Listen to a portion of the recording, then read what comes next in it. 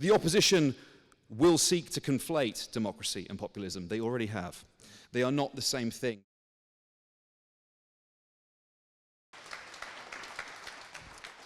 I now look to Mr. Oli Dugmore to continue the case for the proposition.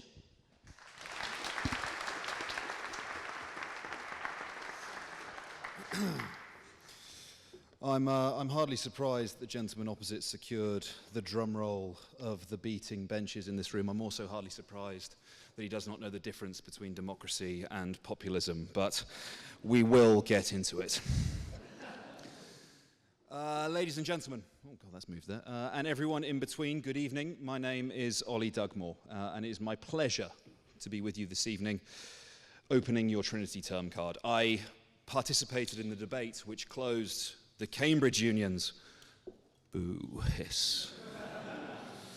Yeah, there it is. A little delay there. You'll catch up. Hillary card over whether modern technology threatens democracy. So I've copied and pasted half of that speech. Fingers crossed it still makes sense. Thank you very much. On a serious point, we won that debate, and we will also win this one this evening. I come to the floor of this chamber with a warning. 1 second. This is the cartridge case of a .223 caliber Remington bullet. It is virtually the same ammunition used by NATO soldiers around the world. It was fired on October 31st, 2020, in the woods outside of McDonough, Georgia, USA, from an AR-15 by a member of a militia called the 3% Security Force.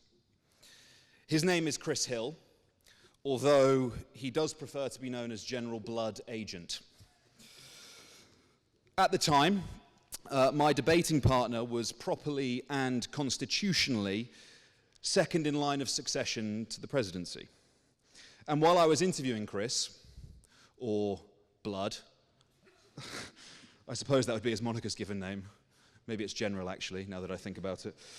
He said the following: if they do something like elect Nancy Pelosi, then I'm grabbing my firearm and I'm running out the front door screaming like a banshee. Now, as evidenced by the presence of Comrade Pelosi here with us this evening, that version of events did not take place, not least because she wasn't standing for president. I was, however, concerned some months later to see that same AR-15 that fired this cartridge in the hands of the same militia man on the steps of Georgia's state capitol at a Stop the Steal rally, a protest against the fulfillment of America's democratic processes. The reason I'm telling you this story is not just to show that at PoliticsJOE we do more than make memes for a living, although that is partly it. It's because Chris Hill and the January 6th insurrectionists did the right thing for the wrong reasons. They were right to protest the opaque American electoral system, which, by the design of the Founding Fathers, seeks to mitigate the power of the people directly expressing their political opinions.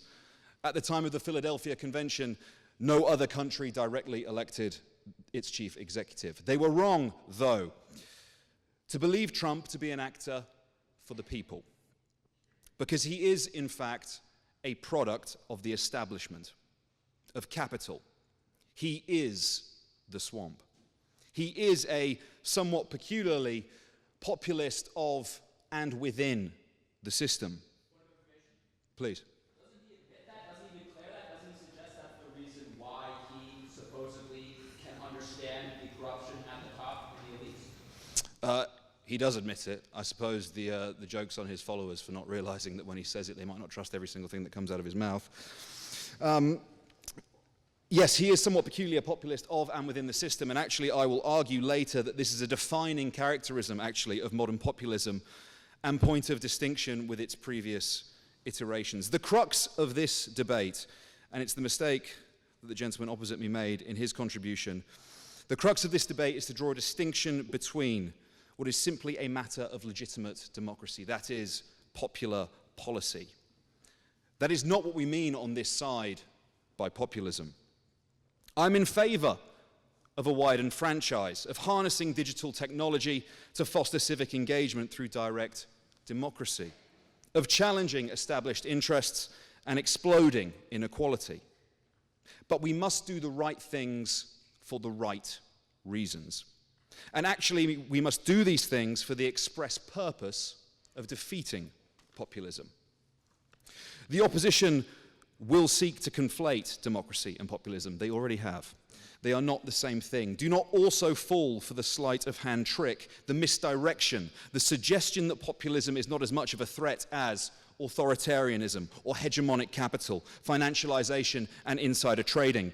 How all these threats to democracy relate to one another is not the matter we are here to debate today.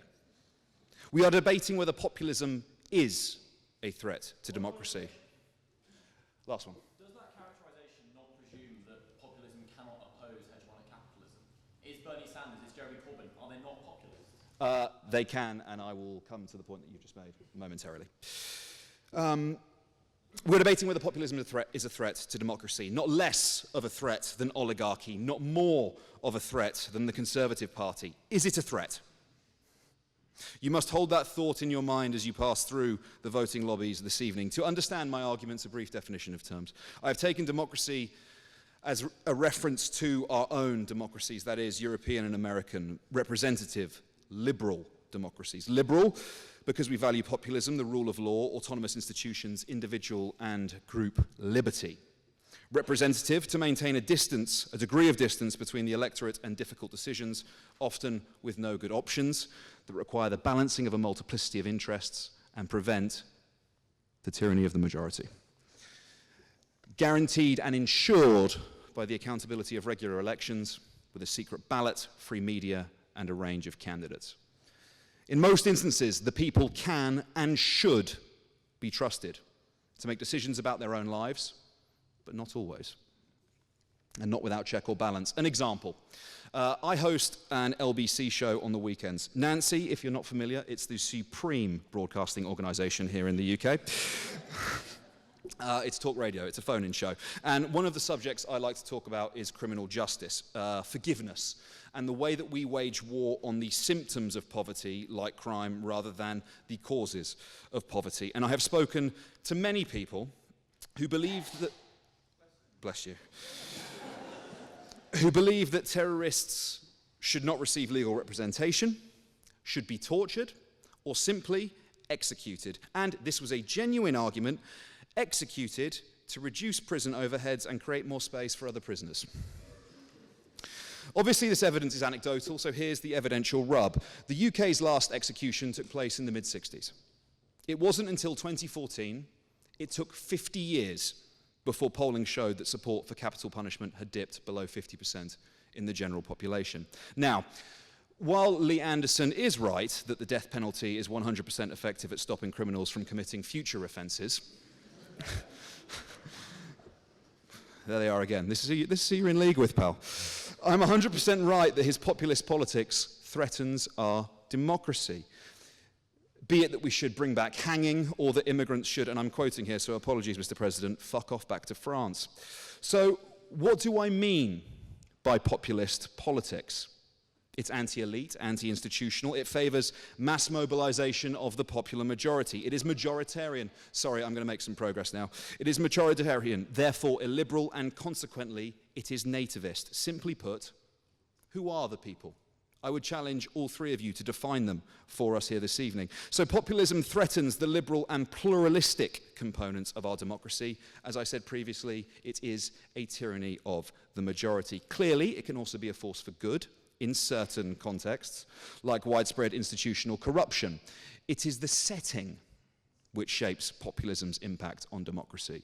It can contribute to a more energetic national politics, economic reform, the redistribution of power and wealth. Unfortunately, mainstream parties very quickly appropriate the secondary, exclusionary aspect of the populists' programme, as you're seeing right now here in Britain, as the Tories fear losing voters to reform. What dictates whether populism is good,